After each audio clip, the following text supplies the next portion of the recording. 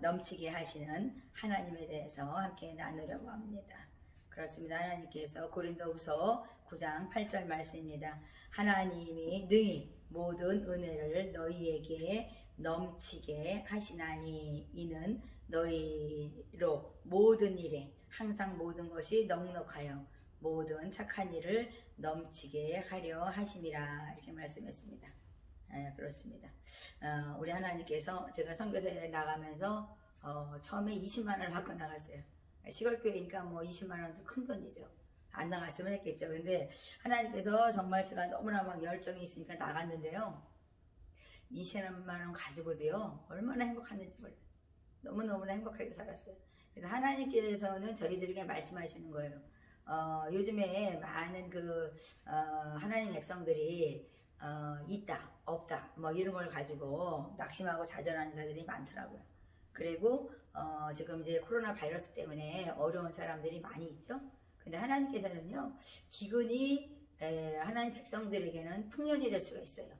그리고 또 풍년의 때에 또 기근을 준비하는 그런 준비된 마음도 있어야 한다고 말씀합니다.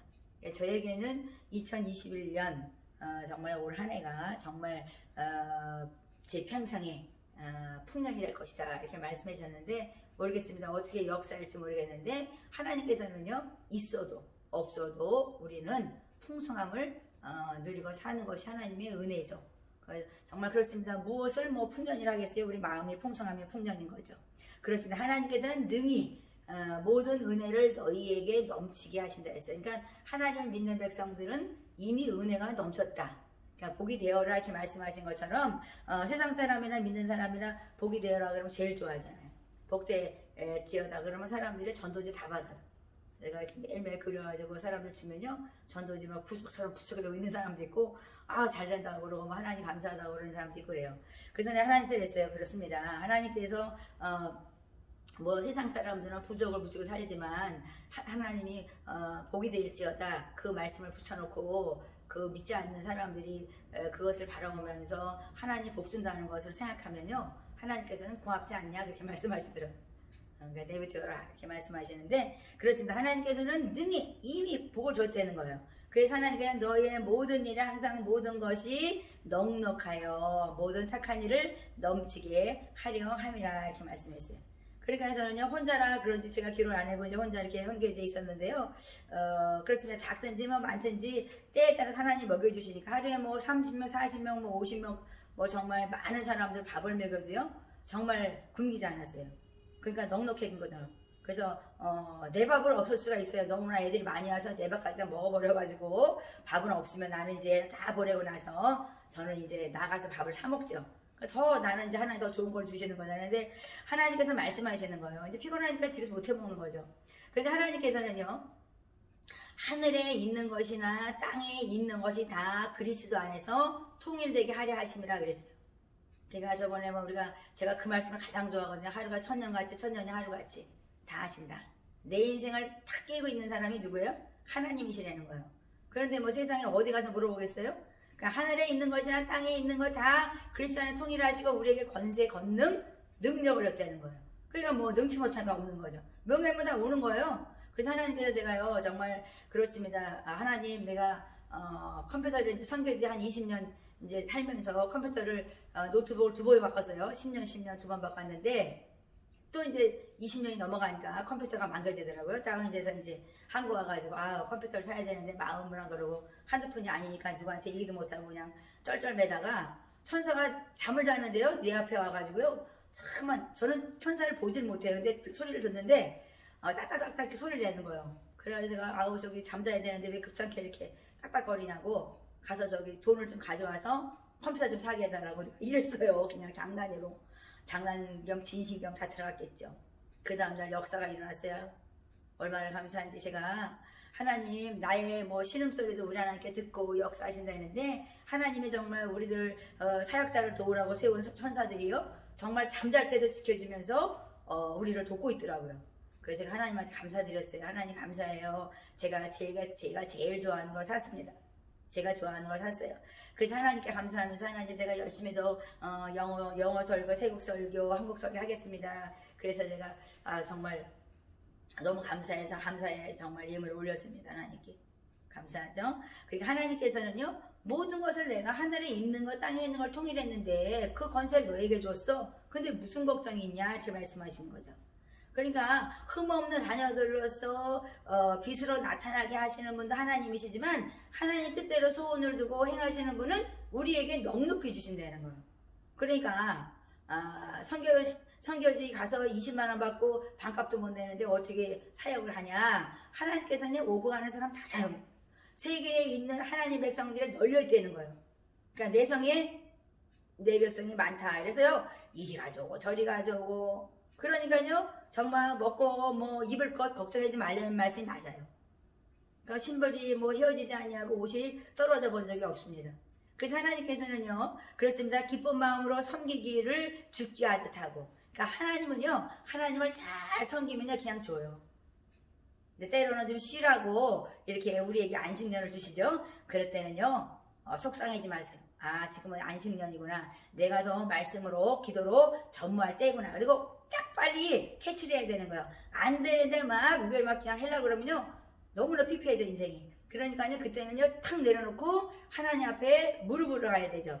그래서 계속 무릎으로 주님 앞에 나아갔을 때 하나님께서 정말 하나님의 영광을 나타나는 복사자로서 사용하시는 거죠. 그래서 하나님께서는 너희 안에 이 마음을 품으라 그랬죠. 저는 빌립보서 2장을 막 달달달달 외울 정도로 막 벽에다 붙여놓고 막 외웠는데요. 그렇지만 너희 안에 이 마음을 품으라. 하나님 그리스도의 마음을 품으라는 거죠. 그리스도 예수의 마음이니 그랬어요.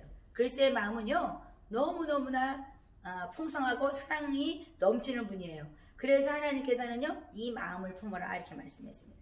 그래서 예수 안에 있으면요, 만물이 풍성한 것처럼 모든 것이 풍성하기 때문에 우리는 고갈되지 않는다 이렇게 말씀하죠. 그래서 여호와는 나의 목자라 말씀하시면서 나는 너에게 부족함이 없게 했다 이렇게 말씀하시잖아요. 그래서 하나님께서는요, 이 그리스도는요, 십자가의 그 죽으심으로 말미암아 우리에게 부요를 주신 거예요. 그러니까 예수 그리스도가 이 땅에 오신 것은 생명을 얻게 하시고 풍성케 풍요케 하려 함이라 이렇게 말씀했는데, 그 말씀을 그냥 믿으면 믿는 대로 아멘인 거예요.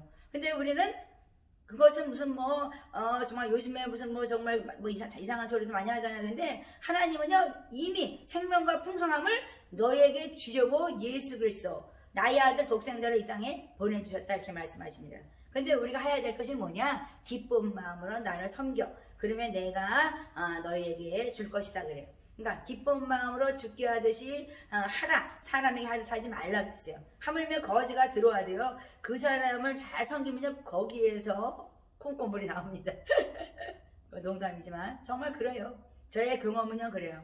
정말 한 사람, 작은 사람을 제가 정말 귀중하게 여기면요, 거기에 넘치는 은혜가 있습니다. 그래서 우리가 남루하다 할지라도, 그 사람이 부족하다 할지라도 무시하지 않았으면 좋겠습니다. 그렇습니다. 우리 하나님께서는 사람에게 하듯 하지 마라 이렇게 말씀했어요. 그러니까 높은 체 하다 보면 내가 높아야 되니까 저 사람을 무시하는 거잖아요. 그래서 하나님은 내 마음을, 예수 그리스도의 마음을 품어, 네 마음을 품어. 그리고 너희가 십자가를 바라보면서 너희들이 살면 너희들이 이렇게 풍성한 은혜를 누리며 살 것이다 이렇게 말씀하십니다. 그 작은 성격이 오는데 전 장학금도 주고 그랬어요. 그런데 정말 그렇습니다. 하나님께서는요, 빌립보서 1장 6절에 보면 너희 안에서 착한 일을 시작하시니라 그랬어요. 그러니까 우리 마음이 풍성하면요, 그냥 있는 것 주면 되는 거예요. 그러니까 그며 주면서 풍성해지는 거죠. 그러니까 하나님께서 정말 예수 그리스도의 날까지 이루실 줄을 우리가 확신하노라 그랬어요. 그러니까 착한 일을 시작하신 하나님과 동행하는 삶은 그냥 착한 일을 하는 거예요. 그러니까 우리 하나님께서 오늘도 말씀하세요. 예수의 심장으로 너희 무리를 얼마나 사모하는지 하나님이 내 증인이시라 이렇게 말씀했어요. 정말 사도 바울은요, 정말 예수님을 많이 사랑했던 사람이죠. 베드로도 그렇고 많은 정말 사도 요한도 그렇고 너무나 많은 정말 선조 신앙이들이 하나님을 사랑했어요. 아브라함, 이삭, 야곱은 거부였고 너무나 하나님의 그 정말 그렇습니다. 고난도 그들을 많았지만 그들이 살아온 인생은 정말 하나님께서 얼마나 풍성하게 했는지 막 정말 뭐 짐승의 띠거지를 그냥 몰고 됐대잖아요. 그러니까 뭐냐면 우리 하나님께서는요 모든 것이 넘치도록 주시는 거예요. 세상의 모든 것이 너희 것이야. 그러니까 정복해라. 너희가 정복하는 건 믿음이다 이렇게 말씀하거든요. 그래서 믿음으로 선포하고 취하는 것 그것도 중요하죠. 그래서 하나님께서는요 내가 천지 만물을 지으시고 주인됨을 너희가 잊지 않는다면 너희들은 아마 멋있게 살 것이다 이렇게 말씀하세요. 그러니까 우리가 뭐 가난하게 사는 게 무슨 뭐 청빈하다. 제가 이렇게 수도사들을 많이 저기 책 같은 거 읽어보면 어떤 데는 이따가 그냥 집어 던져버려요. 왜? 이미 예수 그리스도께서 십자가에 죽으심으로 말미암아 우리는 죽음과 사망이 넘어가고 가난이 떠났어요. 그러니까 하나님께서 말씀하는 거예요. 너무나 우리가 뭐 고행을 한다. 그래서 뭐 우리는 뭐 천국 가야 된다. 그게 아니에요. 하나님께서는요 이 신약 시대에 와가지고요 하나님께서는 나를 믿어 나를 믿은 자에게는 내가 생명과 풍성함을 줄 것이다 이렇게 말씀하는 것이죠. 그러니까 십자가의 사랑은요 너 온 세상을 다 주는 거예요. 그러니까 만물이 풍성한 걸 아신다면 모든 것이 충만할 것입니다. 그렇습니다. 내가 기도하노라 사도바울이 이렇게 말씀했어요. 너희 사랑을 지식과 모든 총명으로 점점 자라게 한다 이렇게 말씀했어요.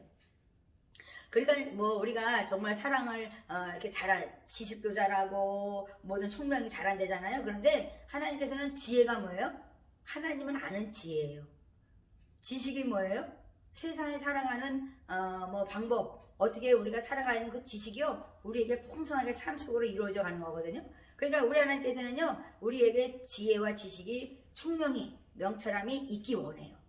그러니까 하나님께서는요 너희로 지극히 선한 것을 분별하며 그랬어요. 그러니까 우리가 악을 떨쳐버리고 선을 행할 때 하나님께서는 너희에게 이렇게 하나님께서는 넘치도록 내가 줄 것이다 이렇게 말씀하십니다. 그러니까 점점점 풍성하게 하신다. 그러니까 우리가 사랑을 지식 모든 총명으로 지혜로 우리를 풍성하게 하시는 분이 우리들에게 삶을 유탁하게 하는 거죠. 그러니까 우리 마음이 풍성해야 되는 거죠. 그러니까 내가 뭐 100만 원이 있다고 해서 100만 원의 가치를 모른다면 100만 원의 부자가 아니죠. 더 있어야 1000만 원이 있어야 나 부자 같아. 그러면 나는 가난뱅이죠. 그러니까 하나님께서는 그렇게 말씀하시는 거예요. 너희가 지극히 선한 것을 분별하라 이렇게 말씀하는 거거든요. 그래서 우리가 분별력이라는 것은 정말 명철함이 있어야 되는 거예요. 탁 명철함이 탁 있어가지고 탁 분별해내는 거죠. 그래서 이것을 옳은 거야, 이것은 그른 거야, 이것을 알아내야 되는 것이죠. 그래서 하나님께서는요, 우리가 지혜와 총명과 명철함이 있어라 이렇게 말씀하시거든요. 그렇습니다. 그리스도의 겸손은 그리스도 안에서 무슨 권면이나 그랬어요. 우리가 예수 믿으면서 겸손하게 예수님의 사랑 안에서 권면하고 사랑하고 위로하고 그런 사랑의 수고들, 그런 교제들은 정말 아름다운 것이다 이렇게 빌립보에서 말씀하고 계십니다. 그러니까 긍휼이나 자비가 있어요? 그러면 마음을 같이 하고 요동하지 말고 같은 마음을 가지고 뜻을 합하여서 한 마음을 품어라 그래요. 그러니까 제가 이렇게 사람들을 만나고요, 제가 느끼는 것을 제가 뭐 그랬습니다. 저도 뭐 그랬었는지 잘 모르겠어요. 생각 안 나는데 때로는 우리가 어떤 사람이 오면요, 그 사람이 싫을 때가 있더라고요. 그죠? 어떤 때는 그 사람이 오면 좋을 때가 있어요. 그런데 하나님께서는요 지극히 작은 자에게 한 것이 나에게 한 것이다 이렇게 말씀하십니다. 그러니까 남루한 옷을 입고 누더기 옷을 입고 찾아온 자를 할지라도 혹시라도 그 사람이 뭐 아무리 아름다운 옷을 입어도 내가 미운 사람도 있죠. 아무리 어떤 사람이 할지라도 우리는 나그네를 대접하는 아름다운 마음이 있어야 된다 이렇게 말씀하시죠.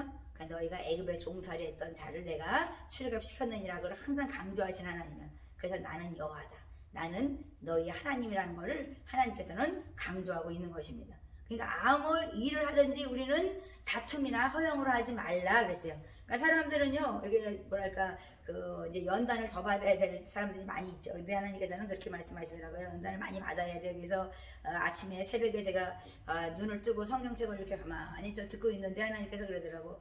야, 진주와 진흙이, 흙이 섞일 수가 있냐? 이렇게 말씀하시더라고요. 진주하고 흙이 섞일 수가 있어요? 근데 진주가요, 정말 물속에서 조개 속에서 정말 그 거품을 뿜어내면서 모래 아래 들어오니까 그 거품을 뿜어내면서 갈고 닦고 하다 보니까 진주가 그냥 동글동글하게 되는 거잖아요. 그래서 우리가 인생을 살아가는데요, 정말 그렇습니다. 다툼도 있고 허영도 있고 우리는 막 서로 분쟁이 있을 수가 있어요. 근데 내 안에서 나를 깨끗게 씻기고자 하는 그런 거품이 나와야 되는 거야. 그 안에서 막 갈고 닦는 그런 고난을 통해서 내가 새로워지는 그런 조개처럼 안에서 막 뿜어내는 그런 사랑이나 긍휼이나 자비로 가지고 그것을 토해내면서 계속 사랑과 긍휼을 토해내면서 그것을 품어냈을 때 아름다운 진주가 나오는 것이죠. 그래서 흙과는 살 수 없어요. 그런데 하나님께서 말씀하시는 거야. 너희는 진주가 되라. 이렇게 말씀하죠. 그러니까 진주를 뭐 돼지에게 던지면 뭐 귀한 줄 알겠습니까? 그러니까 하나님께서 말씀하시는 거예요. 귀한 것을 알아라. 이렇게 말씀하시는 것이죠.